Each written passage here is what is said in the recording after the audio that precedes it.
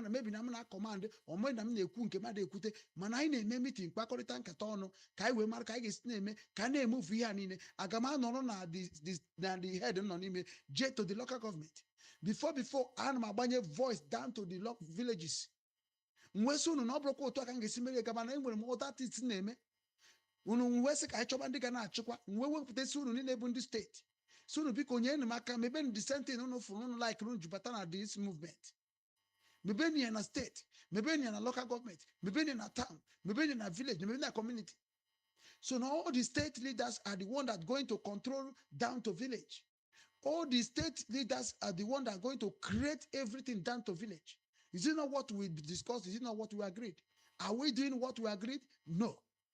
Even a state, how many of you people have been doing meeting in the state?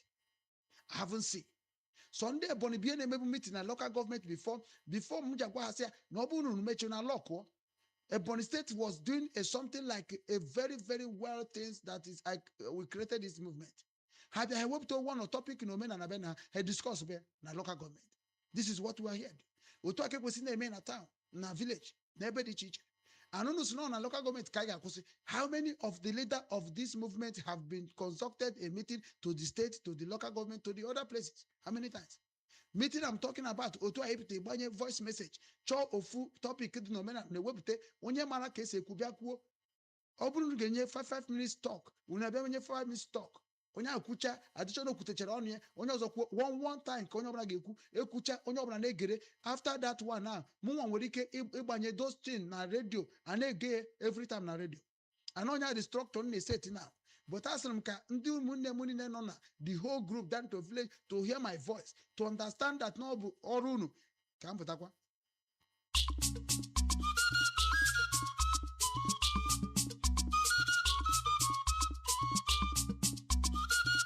Igbo ekenemunu ana mase nkonye chiri ya zerenu anya wuchiena n'oge Obinwannem Igbo News ebe a na-akọ akụkọ gbasara ụmụ Igbo na ife na-eme na mkparaba ụwa dị iche iche ọkacha nke na-eme n'ala Igbo. Anyị na-ebutere unu ozi ọma nke Chineke, ozi ọma gbasara omenala Igbo, ọdịnala Igbo na njikọta nke ụmụ Igbo n'ụwa niile. Anyị na-ayọ gị nwa bụ nwa afọ Igbo ebe ọ bụla ị nọ n'ụwa niile dịka anyị si gbasasịa n'ụwa dịka ụkpaka ị na-enye aka na-atụsanye abụ ozi ka o jekwuru ụmụnne anyị ebe ọbụla ha nọ ma na-enyekwa aka na-esonyere Obinwannem Igbo News na Facebook na YouTube na Twitter na Instagram na website nke ndị Obinwannem na-agbakwa mbọ fụ na ị na-emekwa ka ụmụnne anyị nọ n'ụlọ mara ya bụ ozi nke ndị ụmụ Obinwannem na-ewetara unu. Ana m ekene unu na-asị ya gazie.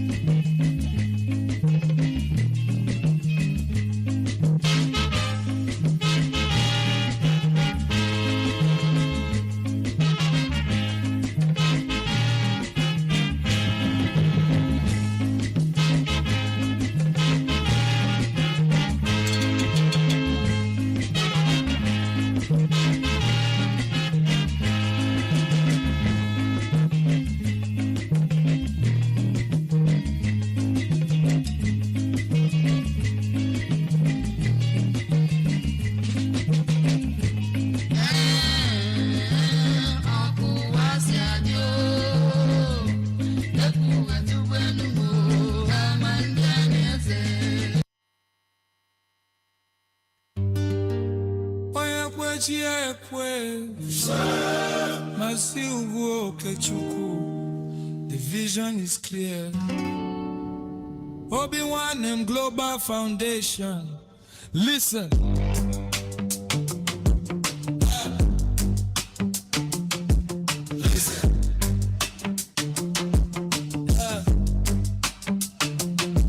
They say giddy giddy bugwe is a unity, is the strength of a king. And when we walk together, there is no weight we cannot bring. From the red mud of Alaiko to the streets of New York City, we carry the heritage, we carry the beauty. Mazi Ugu Okechukwu saw the vision, he planted the seed.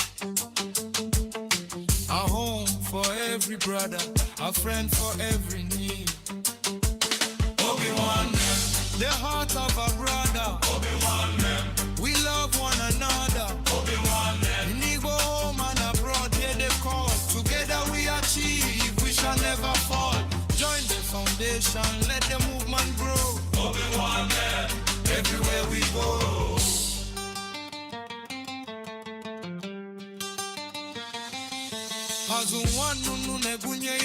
We must feed our own. No Igbo man or woman should ever feel alone. In the spirit of Onyagana, one day we stand so tall, lifting up the weak, making sure we don't crawl. Our language is our identity, our culture is our crown. With Obinwannem, we will never let it down. Hey, Otwakana yekunem kuona kana cover the palm fruit. That is why we need you, from the branch to the root. Support the mission, embrace the vision. Mazoke Chukwu's heart is the engine of the mission. Together we achieve, say it loud. Together we achieve, make us proud. Yeah. Igbo Gadi, Igbo Shani. Support Obinwannem, NDI IGBO Global Foundation. From the east to the west, north to the south. Mazi Ugu Okechukwu Ijele Gova. Together we achieve. Obinwannem, the heart of a brother. Obinwannem, we love one another. Obinwannem, in the home and abroad, they call. Together we achieve, we shall never fall. Join the foundation, let the movement grow. Obinwannem, everywhere we go.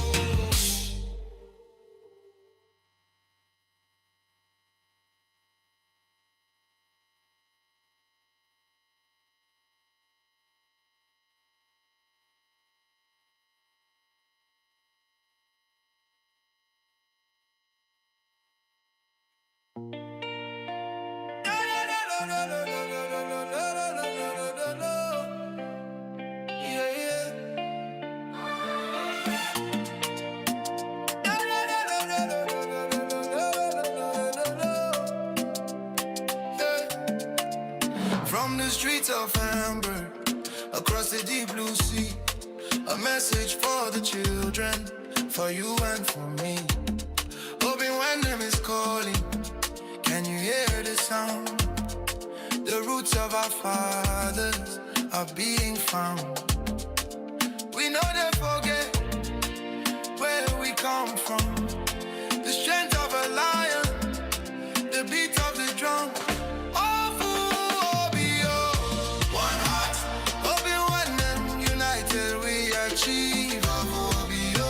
Restoring the culture, that's what we believe. From the Ordinala to the Azusu we speak, lifting the fallen, helping the weak. Obinwannem worldwide, the movement is ANI IGBO GLOBAL.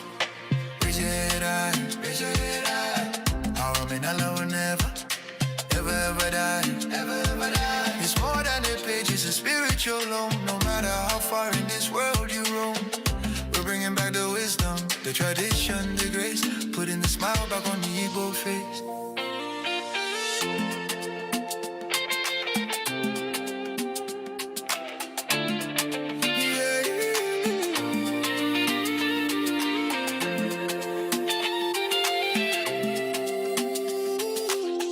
A high energy. Bliss!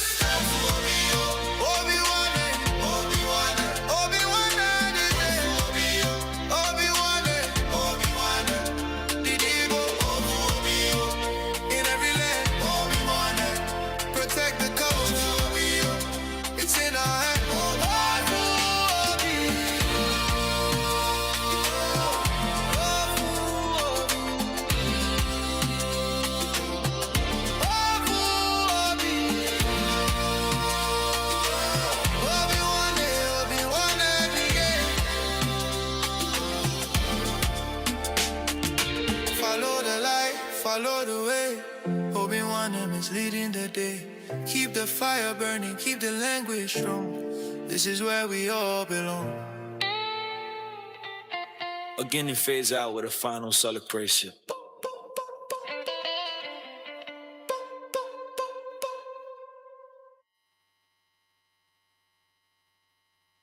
Hard hitting Afro trap, hip hop,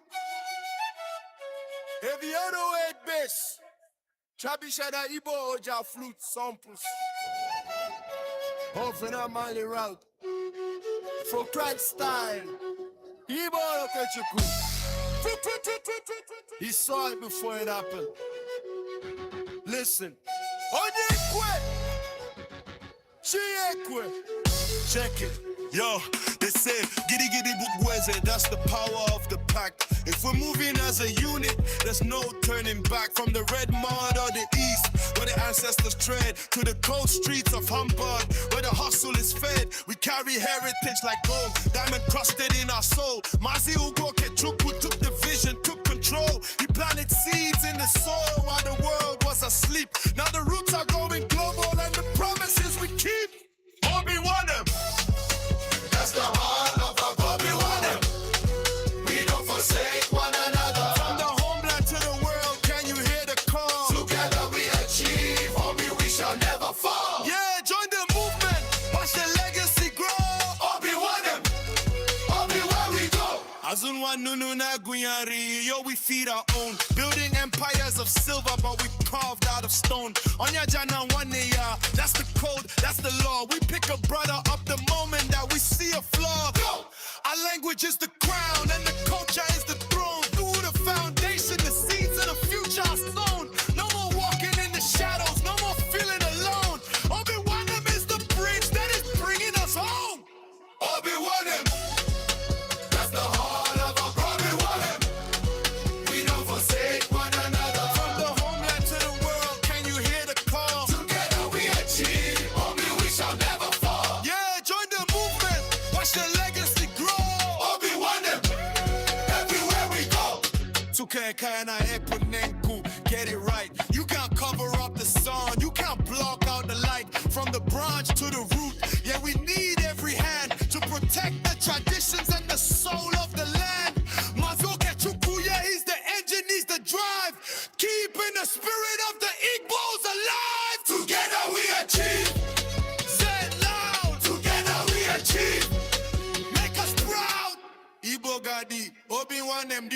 Global Foundation. East, West, North, South, we're everywhere. Mazi Ugo Kechukwu, Ijele Gaga. Here we go. Together we achieve what we wish and never fall. Together we achieve. Say it loud. Together we achieve. Make us proud. Together we achieve. Watch the legacy grow. Together we achieve. Igbo Gadi. Obinwannem. IGBO Global Foundation. East, West, North, South. We're everywhere. Mazi Ugo Kechukwu. Ijele Gaga. The giant is moving. Together we achieve.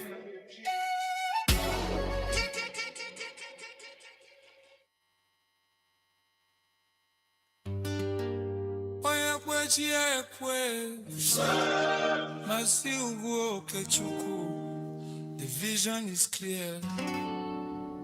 Obinwannem Global Foundation. Listen.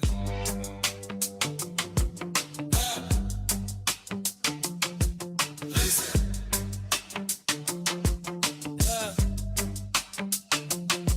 They say giddy giddy bugweze, unity is the strength of a king. And when we walk together, there is no weight we cannot bring. From the red mud of Alaiko to the streets of New York City, we carry the heritage, we carry the beauty. Mazi Ugo Kechukwu saw the vision, he planted the seed. A home for every brother, a friend for every need. Obinwannem, the heart of a brother. Obinwannem, we love one another. Obinwannem, in Igbo home and abroad, hear the call. Together we achieve, we shall never fall. Join the foundation, let the movement grow. Obinwannem, everywhere we go.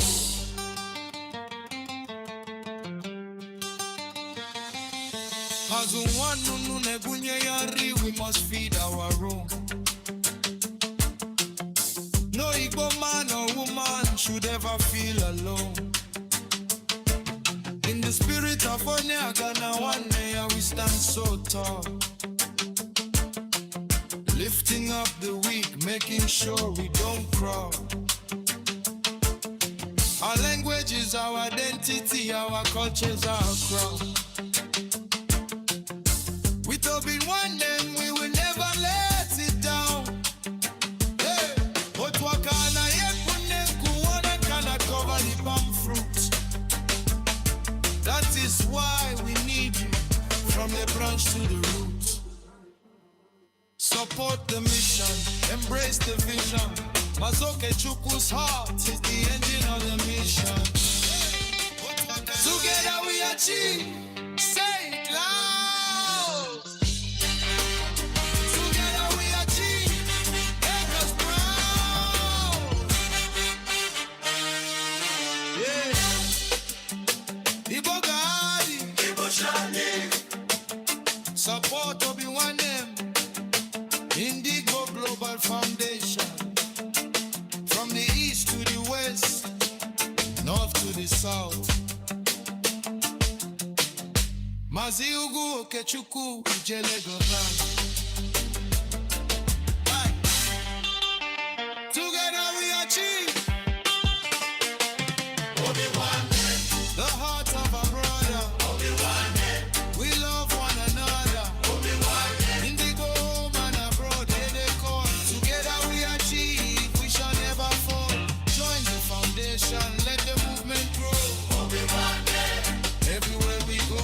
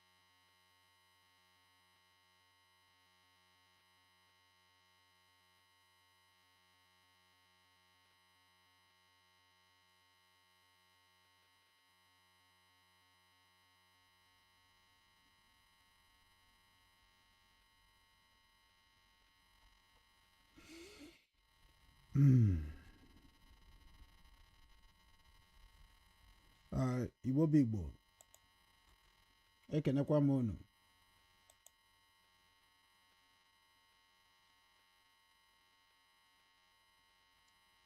anyị na-achọ ka anyị dị sure that ife niile dị okay.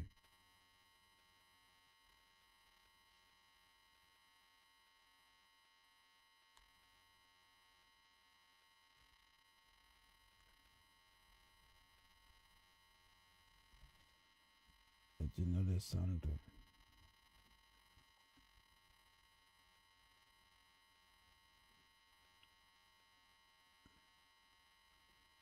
biko ọ bụrụ na ị na-abata ịkaba ahụ na-atụsanya bụ ozi maka na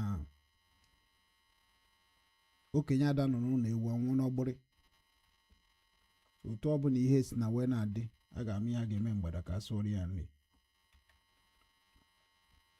ụgwọ iji obi nwanne ebe ọbụla isi wee na-ekiri anyị bụ ịgba mbọ fụna na-atụsanya bụ ozi that is enyemaka ihe enyere anyị ka anyị wee na-ewetara gị ka o si kwesị ịdị na-akpọtụ maka na Igbo must unite in all over the world. Anyị na-agba mbọ otu anyị nwere ike isi gba mbọ ka onye ọbụla mara dat na ugo eberego na mgbagbu ọ bụrụzi mgbe anyị na-abịa na social media ka anyị bịa gbaba wọọ ọtụtụ ife fesara anyị n'ụbọchị tata na ihe ndị a fesara anyị n'ụbọchị taa anyị chọrọ ịgba mbọ fụ na anyị na-edozi ya maka na ọbụrụ mmadụ ga-edoziri anyị ya anyị nwa ga-eji aka anyị dozie ka ọ dịkwa ka o kwesịrị isi wee dị.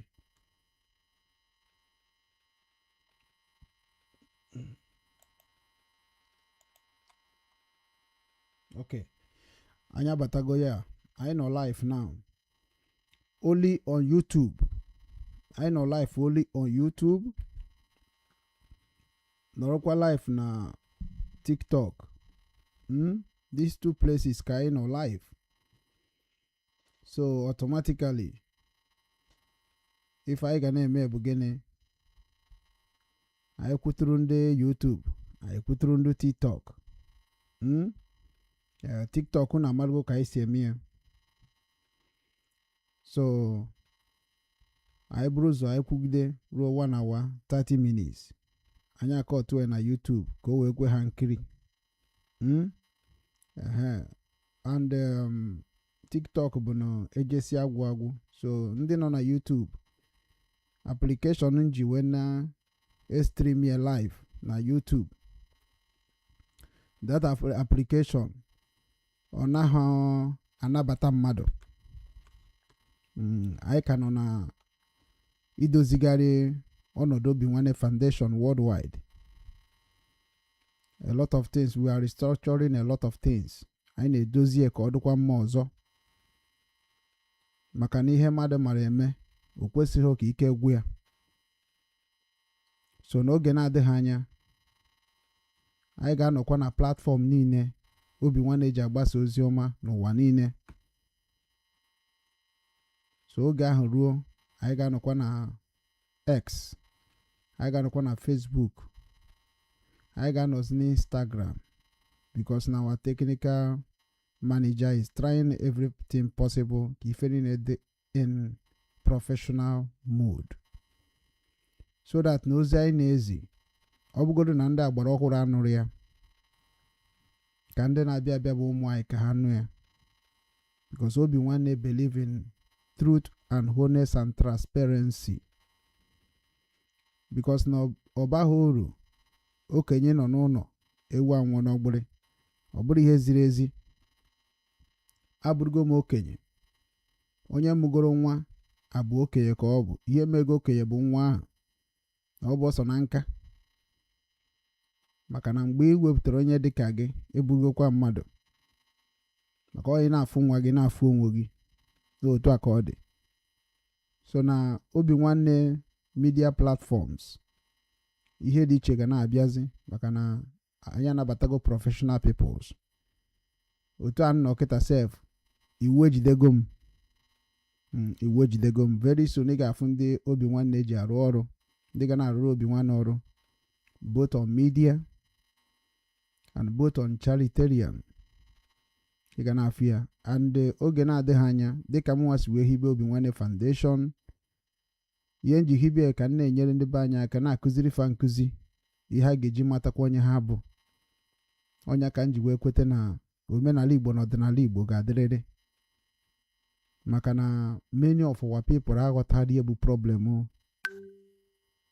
ndị Igbo na-azụ Obinwanne ndị Igbo abụrụ for fancy ọ bụrụ ka anyị bịa ka anyị nụba ọgụ ọ bụrụ ka anyị kọba ọnụ mba ihe ọ dị ka nkọtụrụ ọnụ before maọbụ metri ọ na o wutere m so much na ebe m chọrọ isi wee nweta udo na ala be nna m na ebe m si kwesị ịgbazi ụmụnne m ọnụ na-ejizi ebe ahụ wee na-emeziri ihe igbu mmadụ maọbụ ịkọ mmadụ ọnụ maọbụ imegide mmadụ a na-asị onye toro n'ala Igbo achọghị m imegide mmadụ wee nwụọ achọghị m ikwutọ mmadụ wee nwụọ nke m kwuru ekwu ọ mgbe mụ na ụmụ nọ n'ime IPOB Biafra struggle mana right now dịka m na ndị Germany na ha akpa ka ha mara that na ife mere mụnwa ji wee gbafuo na Nigeria ọ maka na ajọ ọchịchị karịrị ọnwụ ike karịrị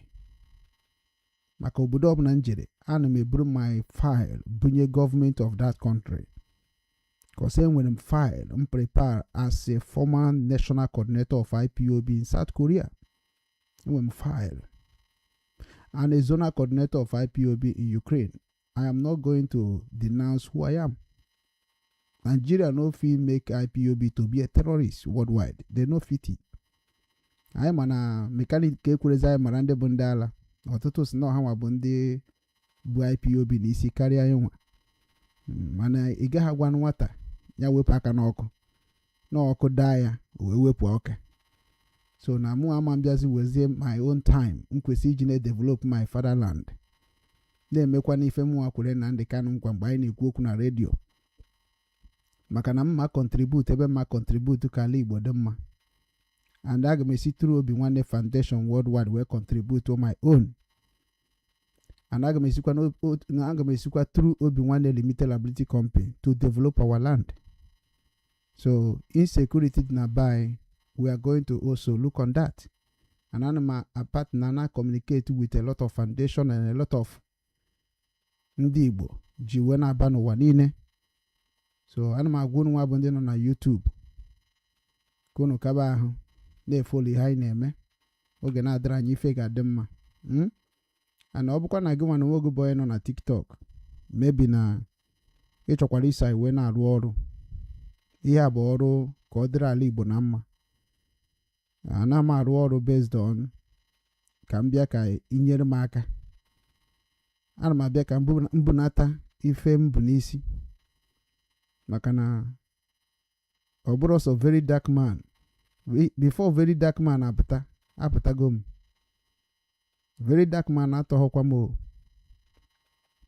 so amarụ m ihe very dark man na-eme ma anaghị eme na obodo oyibo na-emekwa ya n'ala Igbo mana ndị Igbo chuzuru ịdị na-egbu onwe ha na-egwu nwanne ha wayo na-emegide nwanne ha wee sị na nsogbu adịrọ kwa ego ka unu chọrọ unu ga-akpatakwa n'ego ahụ unu ga-erikwa n'ego ahụ mana ihe ka mkpa bụ ị ga-etokwa ogologo ndụ ka ịma ha na ihe a na-ebido ezigbo agwa maka ogologo ndụ oke ihe ọ bụrụ ị chọrọ ibi short life then emene ya ka ọ bụrụ general mee ka ọ bụrụ private so na ihe anyị ga na-abịa na-akọwara unu bụ ka Chukwu si wee zie anyị ozi ka anyị zie unu and ka nne na nna anyị si wee zie anyị ka anyị zie unu maka na onye ozi ọma ka m bụ mana ozi ọma nke nna ezi anaghị akụ ya mmiri so a ga na-ekwu ihe gbasara ndị Igbo niile m ga na-ewere na nkenke na nkenke so ekele dịrị Chukwu na eterugbo eterogiri aka Chukwu dị n'ife anyị na-eme so na-atụfugo oge maka ndị na-amaghị onye mbụ a ga na-aga straight to the point ka anyị na-ekwu okwu ka o kwesịrị na-adị maka na I chọrọ present our matter to German government. So ọ na-abụ eburu my video bujere German government ka ha wee mara na nnukwu mmadụ na-ekwu okwu abụrụ m obele mmadụ. You may think that now because na m weturu woman na-eme ihe social media, maybe that is because of why you can talk against me or talk nonsense against me. I can be a president of Nigeria if I want. I can be a president of Biafra if I want. If all the remove a campaign about it. When I'm actually those things, in trouble, I want to be in a department of lecturer. Bengana kuziru migbo about the life papa fa na mama ha biri mgbe gboo. Cause all them n'ogogo isi. Ndị be ya anaghị ebizi ndụ nne na nna ha biri. Ana ọnya mere ọnwụ ike ji bịa na ndụ fa. So, as onye ndu Obinwannem nke ndị Igbo Global Cultural Movement Foundation, ihe na-akụziri unu ka unu ga-esi wee chegharịa. Unu chegharịa, unu emebe ezigbo omume. Maka na onwekwe ga-enyere gị aka na ọ bụrụ na ị na-emegide nwanne gị. Ana igbuo nwanne gị, igbukwara onwe gị. Onya mere na mụnwa, I want to work with all the government of the world. Maka na akụfa m dị oke. Akwụkwọ m dị oke. Ana nga na-agwa unu nke bụ eziokwu. Maka esi eme travel. Anyị na-akpa with our travel agencies. I'm going to educate you a lot. Mme agbapụ ife niile ahụ bụ ife mere ji ata afụ. Mme ka ịmata ya ma ị chọọ, ọ bụrụkwa by force. Aga m akụziri ka esi akpata ego, mana ị gaghị egbu mmadụ. Mana ị ga-ata anụ ahụ gị afụ. Nya dị na gị ọsịsọ, na ọsịsọ ahụ na-adị unu bụ ihe mere unu ji ebife aka. Because na onye gburu nwanne ya marakwa m ihe ka ị ga-esi wee dị ndụ. Unu atọ n'ugo awa culture bụrụzie mockery. Mana mụ abụ Okechukwu ugwu ama nkwe ka o mee.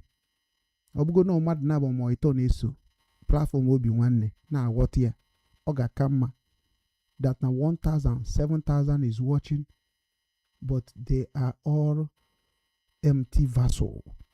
They cannot even produce one thing.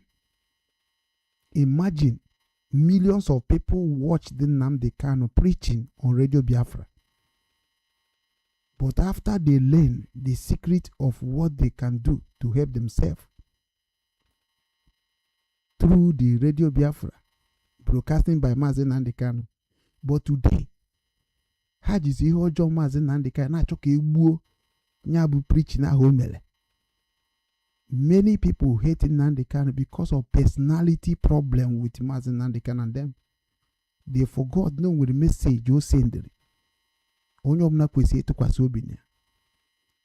For you to know that na ndị Igbo, na-agwa gị the problem of ndị Igbo, ọ dị ka ma na-akọ ha ọnụ. No. Ọ bụkwa onye Igbo ka mbụ, ka na-agwa onye Igbo ndị Igbo okwu, ka na-agwa ụmụ okwu. Ihe Nnamdi Kanu kụziri gị na social media, ihe ọ kụziri gị na redio, bụ ịbịa kọọ nwanne gị ọnụ. Kwugide nwanne gị. Nọrọ soro na-agba ama ka agbagide nwanne gị, na-enweghị ihe o mere. Ndị nọ n'ala Igbo, ihe mụtara ebe Nnamdi Kanu nọ bụ igbu mmadụ, ịtọ mmadụ. Mana gọọmenti nọ there. The main preaching of Mazi Nnamdi Kanu to fight bad government. The main preaching here to fight bad government, not to come and work with government against your people. Kedu oji we create a radio station? Ko we preach here the right history about us to the world, so that the world power will know that we already awake and understand who we are. Then as onye Igbo ebo, ihe na-abịazi na social media bụ ijide nwanne gị na-agba ya mgba. Ka ezie dị iche na onye na-arụrụ onye na-ekwugide Nnamdi Kanu, onye na-ekwugide Biafra, ma onye na-agba Biafra mgba. Let me say Nigeria government bụ ndị na-agba anyị mgba ka anyị hapụ inwere onwe anyị. Ka ezi ihe dị iche na onye na-arụrụ Nigeria government na gị nwa, whereby that na ihe niile Nnamdi Kanu kwuru ị naghị eme. maka onye ọbụla na-akọ onye Biafra ọnụ according to Nnamdi Kanu US sabotua according to Nnamdi Kanu na-ege ji nne gị na n'iyi mana many people na-eme nya bụ ife ndị mmadụ na-esokwa ha na-akụrụ ha aka nya bụ ịpụta na social media ihe na-eme just imepe program gị jide nwanne gị na-akụ ya ọnụ and nwanne gị ahụ jiri evidence of ihe na-ekwu n'isi ya because anyị enweghị ezigbo gọọmenti nwere ike ịkọrọ attention gị because anyị enweghị authority nwere ike ịkọrọ attention gị because all the government we have are corrupt. That is why you can accuse somebody without evidence just like that. That is why nji asụ unu na unu ga-eme ndị ọzọ mụ na amami ugwu Okechukwu maka na m achọ ego m ga-eji wee nyere ndị be anyị aka. So m were my foundation register because ama m na ụdị ha ga-eme register Obinwannem foundation in time worldwide in Ukraine. I know. So onwe onye ọbụla bịara kwuo maka m n'anya friji ego n'anya funa nga napụta m ego esuo ngụ to the world a na-ejere court obodo ahụ nọ ndere embassy akwụkwọ. That is only thing. Already much time or just were official foundation right against this person. Simple. Government authority and we call. And I will turn on Germany. That is part of what I want to tell the German government. I want to work with them against the corruption of the bad leaders in Nigeria. And they know. If they refuse, then another people will take me. But everything must be publicly. Because anya bụrụ ndị ajọ mmadụ anya mabụkwa ndị ajọ mmadụ anyị na-anọchitere ndị mbụ na ndị egede otu isi were ndị China nabatafa. That is what the same thing Obinwannem Foundation what ndị Igbo to be bargaining and to be behaving in any way we are. Anya manso ndị ahụ bịara na mbụ mebisi afọ Igbo anya manso ha anyị bịara edozi. So that is why ọma bụrụ mụ na gị na-abụ abịaza na my platform to gossip about what you don't know. Abịazina na platform of where I am preaching in your entire generation. If you know me before, take it to your own compound. Ina na-abịa na platform nọ n'ime Obinwannem Igbo TV ka m nwa na handle onye ka m kwetere ndị Obinwannem ngwa ebe a ka m ga-esi na-agbasa ozi ọma. But m ga na-agbasi ya according to Obinwannem Foundation mission. And anybody chọrọ ka mụ na ya rụkọ very soon all the group all those group adrem I will write you a letter to sponsor Obinwannem, to support Obinwannem, to support Obinwannem Igbo TV, to support Obinwannem Media. If your group could not support Obinwannem, I will exist myself there. I have knowledge more than all of you. So when you enjoy obodo Igbo na-enyere anyị aka nwetebe ego n'obodo Igbo mmesi Obinwannem Foundation na-enyere ndị be anyị aka. Achọghị m ịnọ na group na-enweghị future. Achọghị m ịnọ na group na sabotage nwanne ha. Achọghị m ịnọ na group onye na-agbagharị eziokwu okirikiri before kwuo ya. Achọghị m ịnọ na ya. Achọghị m ịnọ na group ekwu eme. Achọghị m ịnọ na group ịhụnanya dị n'ime ya. Achọghị m ịnọ na group ọganiru dị n'ime ya. Achọghị m ịnọ na group ndị chọrọ ka ụmụnne anyị abụ ndị ajọ ọchịchị duhere ha na-eri ajọ nri a na-egbu ha n'ike a na-anaghị oke ha n'ike. Achọrọ m grupu ga-fight against bad people in government in Igbo land. That's people I'm looking. People who will fight bad government in truth and honest, transparency, openly, publicly. Don't hide yourself. Don't hide yourself. Because this is why we are living. Anyamahozi ndị bụ ndị egoro. Anyamahozi ndị jeje arụ ọrụ. So I want ndị ahụ bụ ndị ga-abụ half gọvanọ agwa ha n'iru gọvanọ na-eme arụ. Achọrọ m ndị ahụ achọrọ m ndị ga-abịapụta because ị nwere business na be nna gị, because ị nwere business na Nigeria. That is why you cannot tell our governor what they are doing that is going wrong. That is why you cannot come boldly to speak against corruption, but you are living in a lawful country.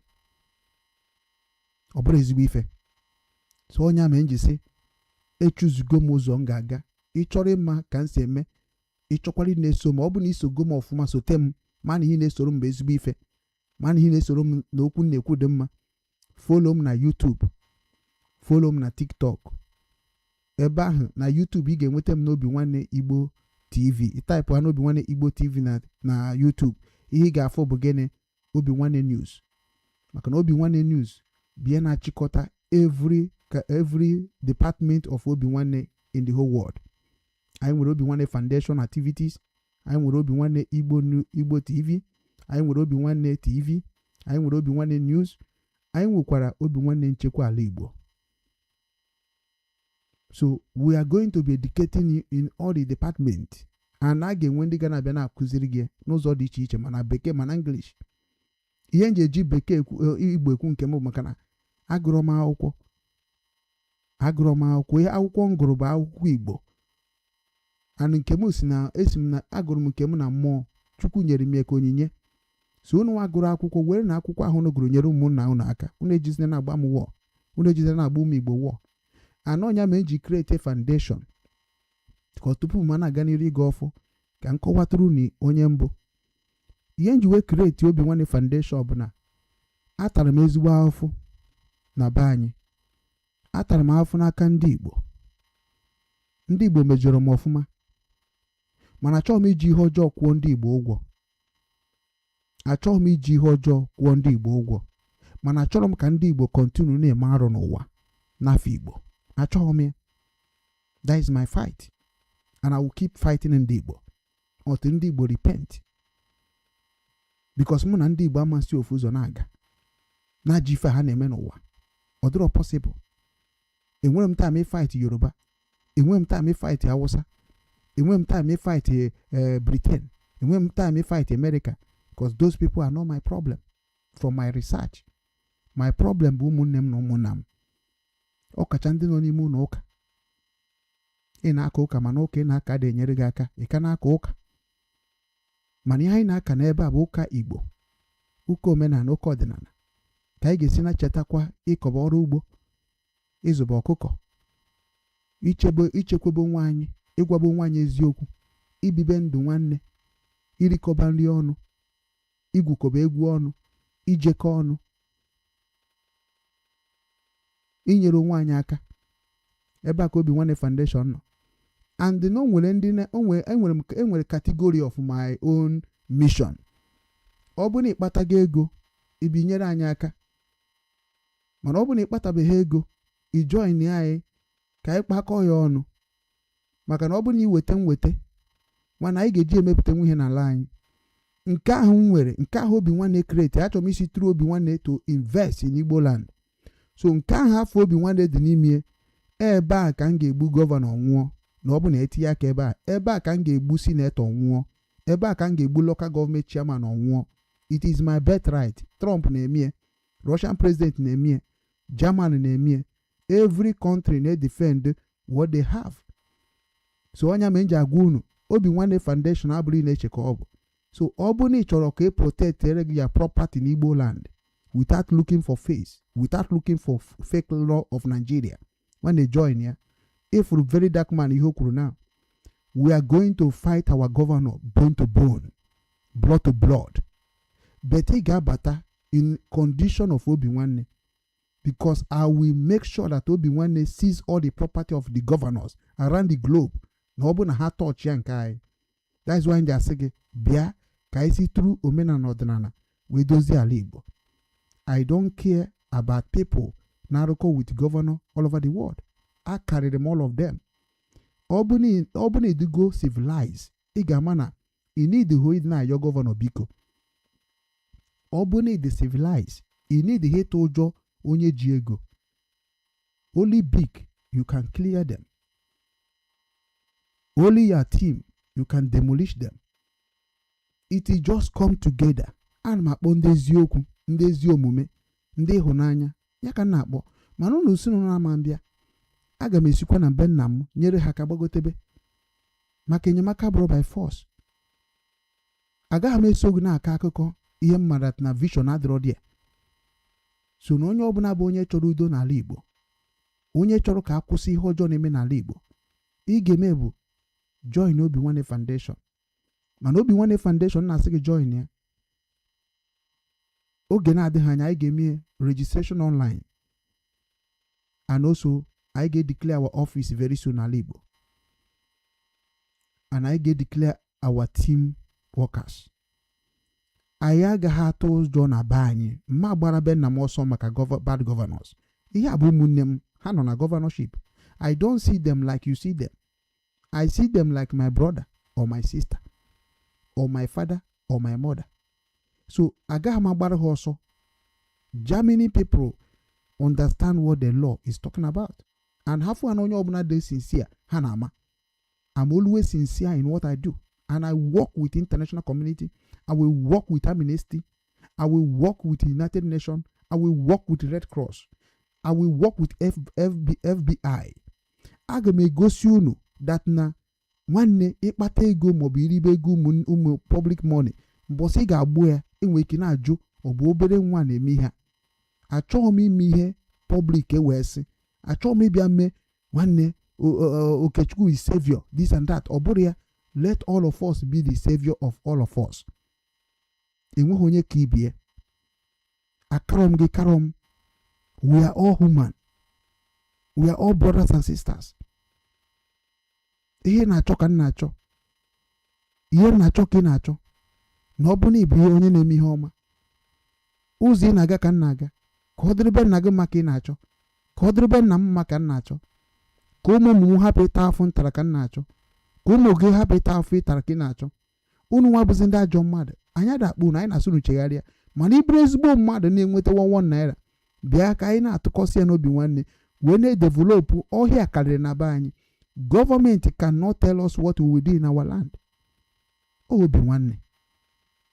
Government cannot, they don't have right to tell us what we will do in our villages.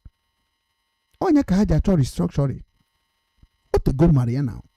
Nya ka haja achọ kita na kenwe regional control. I know that governor don't have right in my village. Governor don't have right in my village. That is how our fathers restructure it. Bete Jindo Kabubata CMO, CWO, we will corrupt all the mindset of our people. But we will treat the fuck up on our process. That's why Jagumi Igbo. Negen Montinono, Kona Adrunoma. Tatabu Bosi Orie Miri.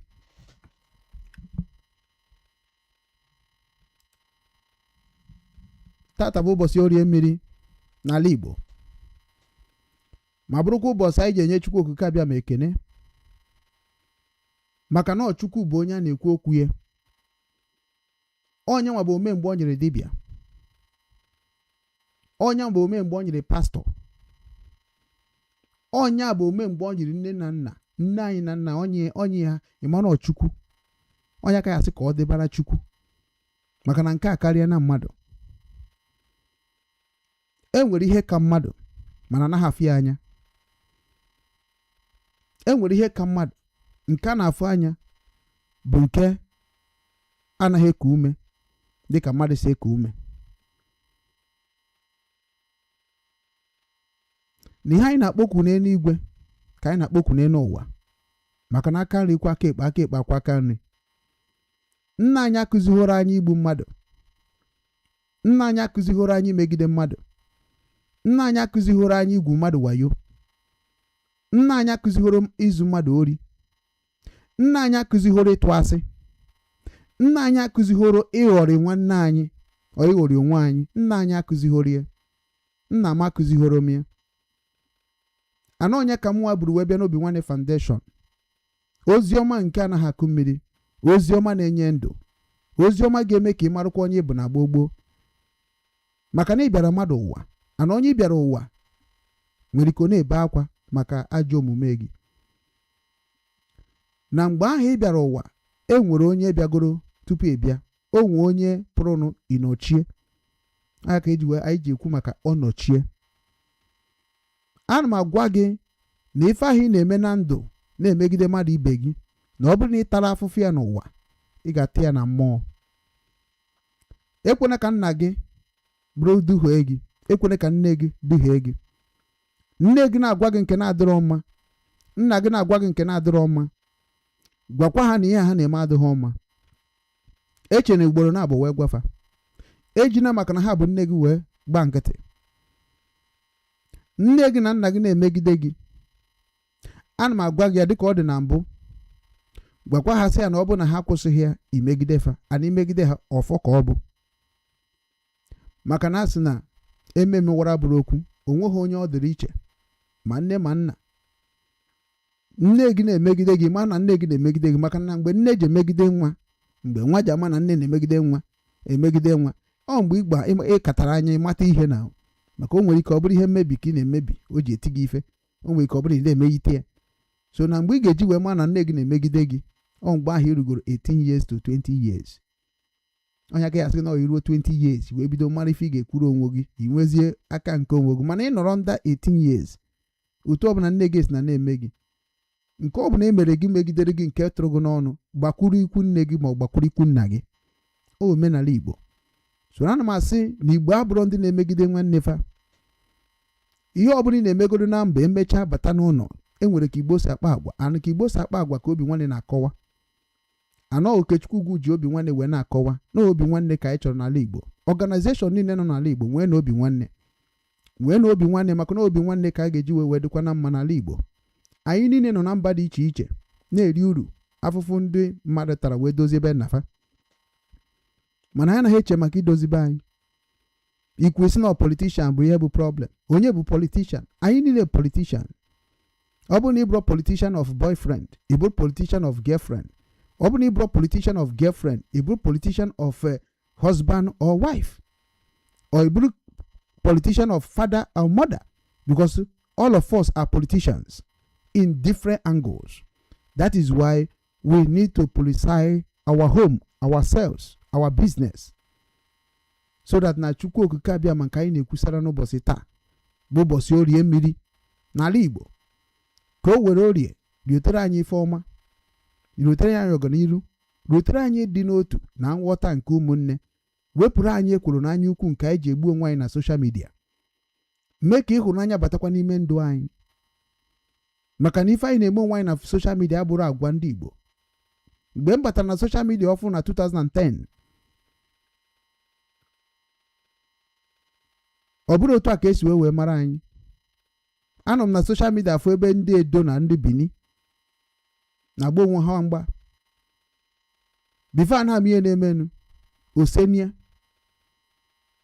akọba ọnụ tụrụ oge echi njaka Chukwu kofe egbu Palace of Justice ndị Igbo wee tọnụ bato ife ọzọ and today ndị a bụ ndị bụ celebrity of ndị Igbo mana my record on social media when I will be writing information about you ka ị eji mara that no nwere anya na-ene na ọhịa nwere ntị maka na mgbe m ga-ede about you on Obinwanne official website ị nwere ike na-ayọ chi gị what is going on so kwụsị ajọ ife maka ọ na-eme anyị nwa bụ ụmụ Igbo affect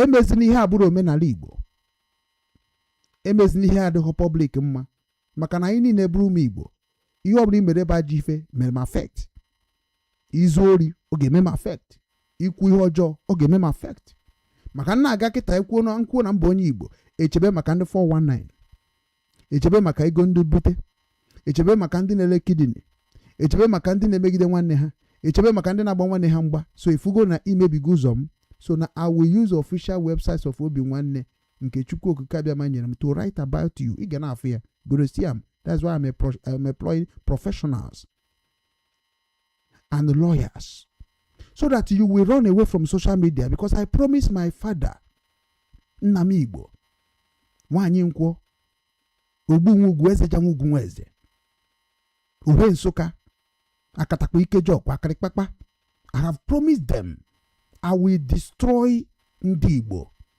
with what I know internationally. Inwe ike iche niile egwu egwu when I begin to write about you ị ga-ama that na Boko Haram nwere mission but gị nwere mission ị nweghị mission ajụọ gị ihe iji ekwugide nwanne gị now without evidence ị mara ihe ị ga-ekwu ajụọ gị iji ekwugide omenala Igbo ị mara ihe ị ga-ekwu onye ọbụla kwuoro be ya maka na Chukwu kere eluigwe kere n'ụwa okegokwa ka oyibo wee kenyekwa mmiri ọ ga-anwụ abụ m onye ama ji ụmụakachi nke dị na Nsụka ọfọ nna gọ n'isi onye ọbụla bụ ka onye ọbụla were Obinwanne na Obinwanne ka m ga na-agwa unu Obinwanne bụ onye mee gị ihe ọjọọ imewara ya Obinwannem bụ onye nye gị nye ya. Obinwannem bụ onye chọọ gị chọọ ya. Obinwannem bụ onye chere gị chere ya. Obinwannem. Anọ onye ka nna anyị ji biri gboo. Onye mere mgbe anyị pere mpe nna anyị mmadụ tie gị ihe iberakwa nata. Nna anyị ga-agwa gị, sorry ndị TikTok, nna anyị ga-agwa gị sị gị kedu ị na-ebele akwa? Ọ mmadụ tie gị ihe gị ibele akwa nataba, tiwari ya na jee tiwari ya. Mbọsọ ọbụla mmadụ tiri gị ihe ibele akwa nataba m nti nyere gị aka tinyere gị ejara. Nna anyị nwere mgbe o ji kụziere anyị onye tie gị ihe ibebe akwa. Oles na onye karịrị gị ijete kpọta nwanne gị na nwanne gị ayiri jọg. Ọ ka esi zụọ anyị. Amara m ebe a zụrụ gị na mgbe ndị ụka bịara ka etinyebere obi ebere, maka obi ebere adịrọ na mmụọ. Onye mee gị mewara ya. Enweghị ihe dịka mgbaghara nke njọ. Ọ dịghị adị n'ụwa, ọ dịghị na mmụọ. Ndị ọcha anaghị eme, ebigo m obodo oyibo more than 15 years. So enweghị ihe dịka mgbaghara njọ. No forgiveness. Forgiveness is not in a book of where I'm going. I'm traveling. I have traveled in many countries. That is why nji ekwu n'afa Chukwu. Onye ọbụla na-ekwu gị gbaghara mmadụ, onye ahụ bụkwa ajọ mmadụ. Chebekwa onwe gị echebe, na-enebekwa onwe gị maka onye ahụ ga-egbu gị. Maka na mgbe ị gbaghara mmadụ njọ, inyegokwa ya second chance to destroy you more. So you must learn how to be wicked. You must learn how to defend your right. You must learn how to protect your dignity. You must learn how to focus your life. You must learn. Anọ ihe ga na-amụta n'obi nwanne. N'aha Chukwu kere n'igwe ka n'ụwa ka ngọrọfọ n'ụbọchị tata bụ ụbọchị orie mmiri. Si na mmiri ọbụla ị ga-anwụ n'ụbọchị taa bụ ezigbo mmiri. Ezigbo mmadụ ị ga-anwụta ihe ọma. Ajọ mmadụ ị ga-anwụta ihe ọjọọ. Ụmụ Igbo nọ na soshal midia na-ekwugide omenala na ọdịnala Igbo, ị ga-anwụta ihe ọjọọ. Ana ga-achụ gị ọsọ. Mmiri ga-ajụ gị, mmiri ga-agbagbu gị. Maka na okwu anyị gwara mmiri ka ọ ga na-eme. Na ọ bụ na nkwuo nke m kwuru na-ekwutere nye ata ama ahụfụ, mana nkwute nke m ga-ekwute ka ọ dịrị ala Igbo mma, dịkwara iwu nke Chukwu na mma, nya mezuo ka m si kwue n'ọnụ m. Maka na ndụ m dị abụrụ, nwere ihe ọ bụrụ m. Maka ebichago m ndụ m bịara ibi n'ụwa. O nwezie na-agụ m n'ụwa. Amụgo m nwa, akpatago m ego, ebigo m ego aka, ebigo m n'ụlọ dị mma. Nwere ihe nchọgazi. Ihe nchọgazi bụ ezigbo omume, ezigbo agwa, ịhụnanya, ịdị n'otu na nghọta nke nwanne na nwanne. Ya ka m chọrọ n'ụwa. Ọ bụ na otu a ka isi chọkwa ya, join Obinwannem. N'aha Chukwu ka eji join ya. N'aha ndị ana ka eji join ya. N'aha ndị enu ka eji join ya. Maka na nna anyị si na enu na ana nwere ife ọ na-emere mmadụ. Maka na mmiri dọrọ n'eju dọrọ nwa nkịta. Maka na mmiri zobe ejube ebe ka o si abịa. Maka na ị gaghị na-ekwu nke marọ nọ nke maka ya na-ekwu. N'ọya ka anyị na-akpọkwu mmiri na-edo n'ụwa dịka nke anyị ji esi nri. Onwegoro ịnyanya adịghị n'ime, gwuo okwu n'ime mmiri ahụ, ikwu ha n'okwu n'ime mmiri ahụ, nwụọ ya, ọ ga-adị gị mma. Na ọ ka nsị agwa onwe m ka nsị agwa gị na afa ka na-agbara unu, na afa bụ ịgbaziri gị onu na ịkọwara gị ka ihe ọma si abịa. Maka na ọ bụ na nne gị kọwara gị ka o si wee bie ndụ ọma, ịma na-ebi ndụ ọjọọ na-ebi. Ọ bụ na nna gị kọwara ka o si wee bie ndụ ọma, ịma na-ebi ndụ ọjọọ na-ebi. Maka na agwago m, agwara m gị agwa, ọ naghị eso okwu, na ọ na-agwara m gị na-eso okwu. Na ihe nna ji eme gị nkụzi befe mata ihe ndị ụwa na-akọwa, ọkwa ka ị hapụ ịbanye n'aka ndị ga-etigori gị anya, dịka ndị ụka Kraịst si etigori unu anya. Maka na itigori anya ha na-etigori unu ga-emechakwa bụrụ ihe kpuru ekpu. Maka na Fada Ede abịago na Mbaka agbagokwa mbọ nke ya, kịta ọ na-ewuziri Ebuka Obi. Ihe niile a ga-emecha kpuo, onwekwe na-adịgide n'ụwa. Na ihe ha ji arụkwanụ prọpati eme biznes, ọ na-abụ chọọchị kpuo ka ha aba na biznes fụ ya na-eme, fụ ihe ebe ha na-enweta ego. Maka na ọ bụ na onwe ihe mere kịta na nga ọkpana, dịka m ga-ekwu okwu maka nga ọkpana, ọkwa biznes Ebuka Obi na-ekreti kịta ka o eji nyere onwe ya aka. Be wise, even family ya, go and check the documents ha ji eme ihe ọbụla na-eme, na igwe onwe gị eziokwu. Enwekwara ndị bịara ụwa ọjọọ, enwekwa ndị bịara ụwa ọma. Marakwa ndị gị na ha so n'ụwa, marakwa na ọ bụ ihe ị chọrọ ka ndị ahụ na-achọ, marakwa na ọ bụ ihe na-ekwu ka ha na-ekwu. Ejikwana ka e wee sị wee baa n'ife, ejikwana maka ya gwara gị wee baa na moto, ịmarakwa ka esi wee bụrụ ndị mmadụ n'ime ya. Maka na ihe anyị ji agwa gị ya bikos na ihe ọ gị ji aka ga-ebutere m ogo nsogbu ụwa, ọ gị nwa ji aka ga-ebutere m ogo nsogbu ụwa. Ebigokwa m close to 50 years ka m bụ na, so ndụ niile m na-ebi afọrọkwa m nsogbu dị na ndụ m. N'ọkwa onye chọọ nsogbu abịara ya, onye gaa ahụ ụzọ taba onwe ya afụ. Onye ka m ji asụ unu niile na mmiri ga-anwụ, mụta ihe ọma, mụta ọganiru, mụta ịdị n'otu, mụta udo. Oriri ihe ị na-eri na be anyị, nwekwa udo ọfa agọrọ ka ọ dịkwa mma ọzọ. Na-abụrụ na anyị niile anachekwara ka m esi gwa gị ya, onye ọbụla jee kọbakwa ọrụ ihe ị na-eri na-akọta ya na be gị. mmiri na-anwụ ị na-echute na be gị, anụ ị na-ata ị na-azụ ya na be gị, akwa ị na-eyi kwabakwuori ya aka gị. Na nna anyị bikwara onwe ya na onwekwe ọ na-eje na bie, na anyị makwa ka anyị si ebiri onwe anyị anaghị ejebe mmadụ. Ọ kwasa ọkụ ka anyị na-eje ekerebe mmadụ. Ịchọ ito ogologo ndụ follow Obinwannem Foundation. Ịchọ ibi fast life and short life, nwanne isobe ndị ọgịrịga wa na nwa. Ị chọrọ ibi ka Chukwu Okike abịa masị wee bie, ka ndị na nna gị si bie tọọ atọ ka nka 100 and something years without any bothering any system or yayam ihe ọbụla, sobe Obinwannem, maka na anyị ga na-agwa ka esi ebi ogologo ndụ. Na ya ka anyị gonye n'ọfọ n'ụbọchị taa, sị na ọfọ niile ndị Igbo ga-agọ n'ụbọchị taa bụ ezigbo ọfọ, bụ ọfọ ga-enyere Igbo aka, ọfọ ga-eme ka Igbo tete n'ụra, ọfọ ga-eme ka Igbo hụbakwa onwe ha n'anya, ọfọ ga-eme ka ndị gọvanọ chegharịa, ọfọ ga-eme ka ndị isi ụka Kraịst chegharịa, ọfọ ga-eme ka ndị nchekwa obodo anyị chegharịa, ọfọ ga-eme ka ndị ime ahịa ndị leaders of ime ahịa anyị chegharịa, ọfọ ga-eme ka ndị a niile bụ ndị na-akụziri ụmụnne anyị nkụzi na skuulu chegharịa, wee kụzibe omenala na ọdịnala nke ndị be anyị, ka udo wee chie n'ala Igbo niile. Ọfọ ga-eme ka ndị igwe, ndị eze chegharịa, ndị nke Britain ji arụ ọrụ na be anyị. Ọfọ ga-eme ka ị chegharịa, maa na ihe anyị na-ekwu okwu, kwube maka omenala be nna gị, kwube maka ọdịnala be nna gị, were nna gị kwube okwu, were nne gị kwube okwu, were agwa nne gị kwube okwu, were agwa nna gị kwube okwu. Hapụ iji agwa ndị ọcha wee kwuo okwu na be nna anyị na ọ bụ arụ ka ọ bụ na mmụọ na mmadụ. Ife nna agwa unu na onwe okwu onye ga-agwa unu ihe na-abụrụkwa onye dịkwa ka mụnwa, maka onye na-akọrọ gị nke ndị ọcha na ala be nna anyị bụkwa arụ ka ọ na-eme. Na ihe kwesịrị na-akọ maka nna gị, kọọ maka nna gị, kọọ maka nne gị, na isi na nne gị na nna gị bụ ezigbo mmadụ. Were taịm ahụ iji akọ maka ndị ọcha, kọọ maka nna gị. Gịnị ka nna gị mere n'ala be Igbo? Gịnị ka nne gị mere n'ala Igbo? Ebuka Obi gwa anyị maka mama gị na papa gị. Mbaka gwa anyị maka mama gị na papa gị. Ebube Mmụọ Nsọ gwa anyị maka mama gị na papa gị. Lazarus Moka gwa anyị maka papa gị na mama gị. Ọkụ na-erere gwa anyị maka papa unu na mama unu. Gwa anyị ka unu si wee too, gwa anyị ka unu si wee ka, gwa anyị ka unu si mata ihe unu matara. Hapụ na ịgwa anyị ihe anyị nọ n'obodo oyibo wee mara dị karịa unu. Nọ mgbe ya mara ife ka unu na-abụ unu were ihe dị n'akwụkwọ nsọ wee na-agwa anyị okwu. Ọdọ anyị kwuru na amacha karịa anyị nwa. Na Chukwu nke nna akpọku si na onye ọbụla bụ onye okereke n'ụwa na onye gị amamihe ọ ga-eji bie ndụ. Isoro ụzọ ọkpa m, ị ga-afụ nne gị fụ nna gị n'anya.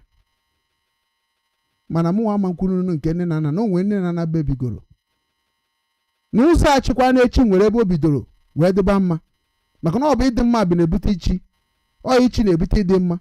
Na ebe ahụ o chiri echi ka anyị sụchasịa ya, ebe ahụ o chiri ka anyị na-eti ka anyị sụchasịa, maka na enwere ebe nna anyị bidoro mebe arụ, onwe ebe nna anyị bidoro mebe arụ. Mana enwere ndị na nna anyị bụ ndị na-ezi m ozi na-asị m dat na o nwere mgbe ihe dị mma, na nke a ka m na-ekwu nya ka ụmụ agbara ọhụrụ kịta na-asị m na ọ bụ nke mere n'ogbe gboo gboo na ọ madịzi possible for now. Kedu ihe ọmaji dị possible? Mana Germany ka na-eme ihe ndị gboo gboo, South Korea ka na-eme ihe gboo gboo, China ka na-eme ihe gboo gboo. Onwe onye na-echefu ntọala na be nna ha, maka ọ ntọala na be nna ka eji wee karịa onye ọbịa. Unu ejego gụchaa akwụkwọ ndị Britain, gụchaa akwụkwọ ndị American, gụchaa akwụkwọ ndị obodo dị iche iche na-emegidekwa ndị aba anyị o, were ewe na-abịa na-asa ndị be anyị isi. Chee na ọ ga-adịgide otu a wee ruo mgbe ebi ebi. Ọnwụ ike adị n'ala Igbo ekwuru m ekwu, ekwuru m na Obinwannem asị m na onwe mgbe ọ ga-abụ ruo ị ga-eji kọpụ wee na-akwọrọ mmiri, iche na mmiri ka ị na-anwụ mana ọbara ka ị na-anwụ. I have said it many times. Ọ na-eme ka ọ naghị eme. Ozu ndị mmadụ a na-ekpokọrọ na Imo steeti na wuche ọhịa ka m ga-ekwu, aga m agụpụta ya dịka nsị mara na English, maka na unu chere dat na ọ bụrụ na ha abịa ekwu ka mụ ma ọ na-enyere m aka ka anyị na-ekwukwu ya ọnụ na mama mmanwụ ihe m ga-eme. Aga m agụpụta ya kọwakwa ya ka nsa ghọta. Practice make perfect. I will prove all of you that educated that you are the problem of our land. Enweghị ezi okenye na-ekwu eziokwu n'ala Igbo. Enweghị ezi okenye nọ n'obodo Igbo na-ekwu eziokwu. Ije na nzukọ ndị Igbo nsogbu, ije ebe ndị Igbo na-agbakọ nsogbu. So why are you blaming American? Why are you blaming Britain? Why are you blaming Yoruba? Why are you blaming Hausa? Why are you blaming those people? I am asking Igbo leaders, Igbo elders. Are you people fake? We don't need to beg Yoruba, beg Hausa to protect our land. All of you that begging Yoruba and Hausa an idiot. You are an idiot leader. That's why I put my video in all the platform of those that living in American. Respect on ourselves. We don't beg. We don't beg. Begging people that is we feed. Begging people that we senior. Begging people we know spiritually modern. It is an insult to our ancient spirit. And that is why in the West, I'm with many of you. Because many of you people indirect enemy of our progress. Obulunu ejego nwete chendaru nwete nda joy we chose kunu jiru a joy when they destroy our vision. Omankwo omume. We must be going on our own way. Ono si na nkunu kpatara na nkunu me na ya bịa na ya amambia anakalere na Igbo. Obinwannem can look a home, a forest. We can start building our home there, and our lifestyle, we have to restore the dignity and the power of our ancestors in our land. And we don't need to buy land in our land. I, Mazi Ugwo Okechukwu, can never buy land in Igbo land. Come on, madam, Igbo. If I want to do anything in Igbo land, I will do it with my power and with my spirit and with my right as an Igbo. That is why I'm telling all of you. It goes now Igbo because we will fight like South Africa fighting. That's why I'm telling you people, in time, go back to your root. A lot is going to happen in Igbo land as they refuse to give us Biafra government to take care of it. And that is why Mazin Nnamdi Kanu was in prison. Because they know that what Mazin Nnamdi Kanu is very simple. It is very, very simple. However he asks it is not my business. My business is what did he ask all of you that claiming to become Igbo leader or Igbo billionaires. What did the Mazin Nnamdi Kanu ask all of you? It's for you people to clear for the road of the ancestors people. We are the ancient. We didn't go Britain government. We didn't go American government. We know what we want.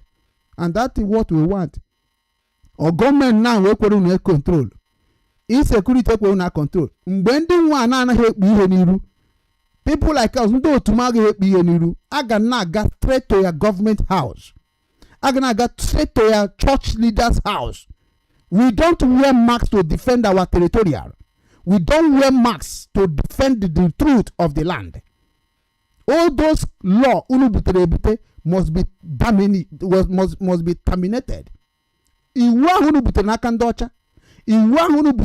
Britain, I get destroyer. We must go back to the structure of our ancient.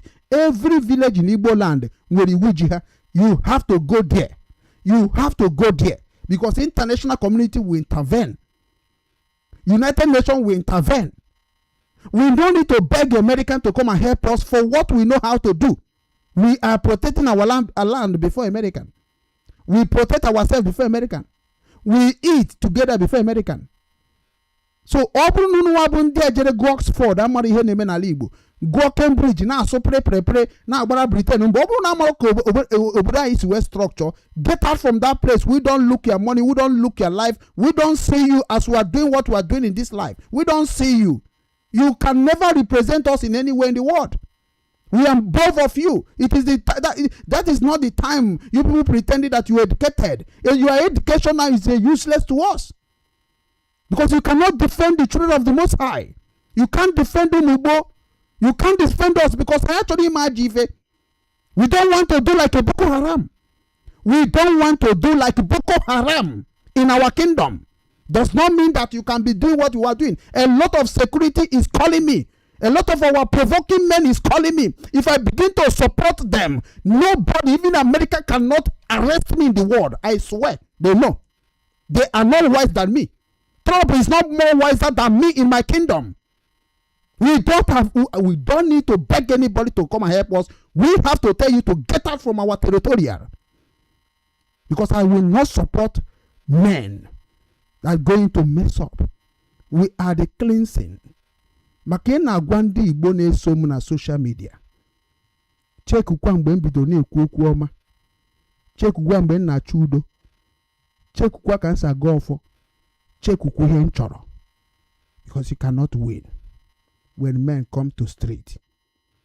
And ọ gaghị adịrị anyị oke, ọ gaghị adịrị anyị oke. Ejigo m ndị be anyị well. Ana m agwa unu ka anyị were n'obi nwanne gaba. A na-ekwusi ike. What you don't know is bigger than you. You arrested Nnamdi Kanu and jail him. Our people will say when they go wayo. You arrested Simon and jail him. Our people will say go wayo. One metutezi ndadi ka inwa bundi jezioku na ehunanya wenaga. One meza inwa affect in our mission.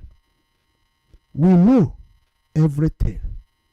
But I pity those people that using Nnamdi Kanu and Simon to destroy the image of Ndi Igbo. I pity for you. You know why I pity for you? Because when I will come back in fighting for Biafra, you will understand that you don't have right to talk about Nnamdi Kanu and Simon Ekpa in public without being the member of their own organization. Nnamdi Kanu mi hojo oga tafufu ya. Onwe hu dekpere n'ụwa ga save. Simon mi hojo oga tafufu ya. Onwe hu dekpere ga save n'ụwa. The same thing to me. Onwe hu onye afu weti iwu. So whatever you are doing, otu an se ekwu nke m now. Nkwute nke dị njọ, let me suffer for it. Because ị ga-eti nwata egwu eko isi be akwa. And onye ọbụla bụ onye metri onye ka nji agwa Nnamdi Kanu, very soon I have to write a message to all of them. Can happen na-ekwu na social media. I have to write official letter for them. Because I am there before them. And I have been speaking before them. And they have come and I support them. And my support from them still clear for the public. We don't want to support armed struggle. If we want to go to armed struggle, we have to go it according to our regional control. I have been always saying it, and I keep my saying clear to the public. So I'm asking of funny naga gono bosta baseball for game make okwu onu mni na bịa na mmezu ka ọ dịrị Igbo niile na mma, dịrị ala Igbo na mma, dịrị ife niile bụ ndị na-ejere ndị Igbo ozi na mma, dịrị ihe niile nọ n'ụwa niile na mma, n'aha Chukwu okike abịa makere eluigwe ka n'ụwa ka ngọrọfa kwuo na ọ ga-abịa na mmezu. Ise ndewokwa na ụmụnne m bụ ndị nọ na social media, bụ ndị nọ na YouTube, ndị nọ na TikTok. Ana m ekene unu ebe ọ bara ụba wee na-asị na ya abịakwa n'ọzọ n'ụbọchị taa. Then anyị ga-abanye n'ihe anyị ji maka abịa, mana bifo anyị abanye ka anyị werugodo egwu wee cool our mind, because na anyị gara na mmụọ na chetakwa. Yeah. Hard hitting Afro trap, hip hop, heavy 808 bass, traditional Igbo Oja flute samples. Open up my route, for crack style, Igbo Okechukwu. He saw it before it happened. Listen, check it. Yo, they say, giddy giddy bugweze, that's the power of the pack. If we're moving as a unit, there's no turning back. From the red mud or the east, where the ancestors tread, to the cold streets of Hamburg, where the hustle is fed. We carry heritage like gold, diamond crusted in our soul. Mazi Ugo Kechukwu took the vision, took control. He planted seeds in the soil while the world was asleep. Now the roots are going global and the promises we keep. Obinwannem. That's the heart of our Obinwannem. We don't forsake one another. From the homeland to the world, can you hear the call? Together we achieve, homie, we shall never fall. Yeah, join the movement, watch the legacy grow. Obinwannem, where we go. Azunwa nunu na gunyari, yo, we feed our own. Building empires of silver, but we carved out of stone. Onya jana waneya, that's the code, that's the law. We pick a brother up the moment that we see a flaw. Go! Our language is the crown and the culture is the throne. Through the foundation, the seeds of the future are sown. No more walking in the shadows, no more feeling alone. Obinwannem is the bridge that is bringing us home. Obinwannem, that's the heart of our Obinwannem. We don't forsake one another.